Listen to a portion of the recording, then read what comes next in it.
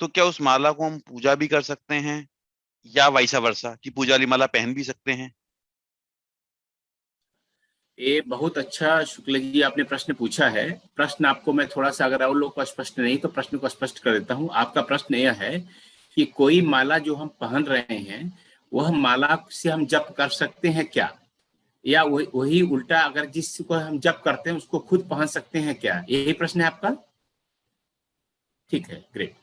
तो जहां तक देखिए, क्या है कि जब आप जप करते हैं तो क्या करते हैं, किसी मंत्र का पाठ करते हैं। मंत्र मैंने बताया देवता का सबसे सूक्ष्म रूप है। मंत्र क्या है? देवता का सबसे सूक्ष्म रूप है, ठीक है ना। तो जब हम जप करते हैं तो देवता के ऊपर उन मंत्रों को अभिषिक्त करते हैं, ठीक है ना, उन देवता की पूजा करते हैं। तो क्या हो रहा है कि वह जो है माला उस देवता के लिए प्रयोग हो रही है, ठीक है। तो क्या आप जो है, जब आप खुद पहन रहे हैं वो माला देवता को आपने समर्पित कर दी, और फिर क्या माला जब आप खुद पहन रहे हैं तो क्या आप समान स्तर पे हैं देवता से? नहीं है। तो आप जब समान स्तर पे नहीं है तो उस माला को धारण आप नहीं करेंगे। और यही बात उल्टी लागू होती है कि जिस माला को आप पहनते हैं उस माला को देवता को नहीं चढ़ाएंगे। अगर कोई माला आपने पहने हुए मंदिर में गए, अपनी माला उतार के हम देवता को नहीं पहनाएंगे, इसलिए अपनी पहनी हुई जो माला है उससे हम जप नहीं करेंगे, ठीक है ना। एक बात होती है, लेकिन ऐसा अपवाद, इसके अपवाद भी हैं। पहली बात कि जो अधिदेव है, तांत्रिक है, भूत प्रेतों की या इस तरह की आप जप कर रहे हैं तो उनका आप कर सकते हैं, ठीक है ना। भगवान का जो, जिनको हम भगवान के समान जिन देवताओं को मानते हैं तो जो है उनका जप नहीं करेंगे। लेकिन मान लीजिए जो अधिदेव है, जैसे कुबेर है, कुबेर देवता नहीं है, कुबेर यक्ष है, तो कुबेर का आप कर सकते हैं। इस तरह से और भी जो तांत्रिक कुछ ऐसे अविचार वाले मंत्र होते हैं, तांत्रिक मंत्र, तो उनका कर सकते हैं। लेकिन जिनको हम भगवान जैसा मानते हैं, नारायण, लक्ष्मी, गणेश जी, राम जी, कृष्ण जी, इन सब के अगर मंत्रों का पाठ करेंगे तो हम जो है अपनी माला नहीं पहनेंगे। ग्रहों के बारे में ये थोड़ा सा मतभेद है। ग्रह चूंकि एकदम अलग ही प्रकार के हैं, ग्रह आपके अंदर भी है और ग्रह बाहर भी है, ग्रह जिनका कर रहे हैं, तो वो प्रयोग का विषय हो जाता है। इसलिए मैं आपको सलाह नहीं दूंगा कि ग्रह के लिए जो जप कर रहे हैं उसकी माला आप भी पहने, ठीक है ना। यह बात हो गई।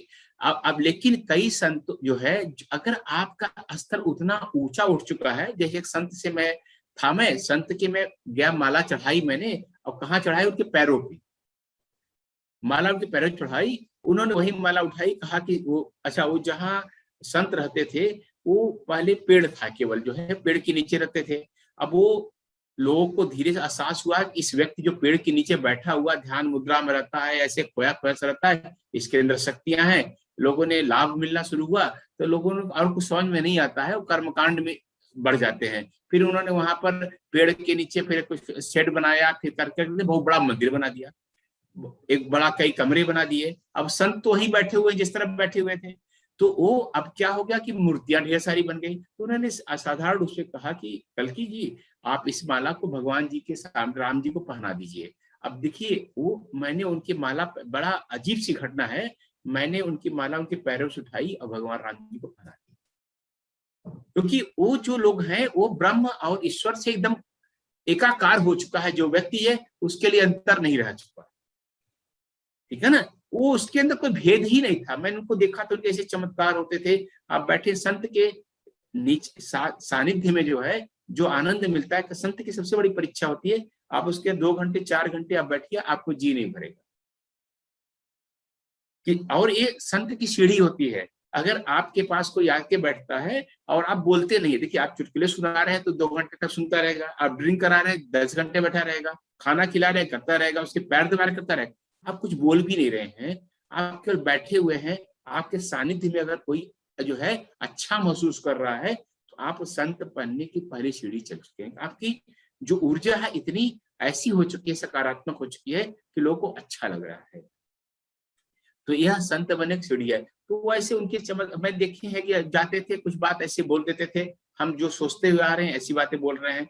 हम ऐसे बैठे हुए हैं, आप मच्छर उड़ रहे हैं, हमें काट रहे हैं, उनके कीड़े मकोड़े उनके शरीर से कुछ दूर पर रुक जाते थे। मतलब कभी किसी ने नहाते नहीं देखा उनको जो है, लेकिन हमेशा एक सुगंधित वातावरण से बना रहता था उनके उनके जहाँ बैठते थे वो जो है। तो ये सब बातें तो वो उनके लिए क्षम्य है और उनके लिए व्यवहारिक है, लेकिन हम सब के लिए जो न्यूनता है, जो कमी है, हम सब के लिए व्यवहारिक नहीं है कि हम लोग जो है इस तरह का व्यवहार करें। ठीक है ना शुक्ल जी?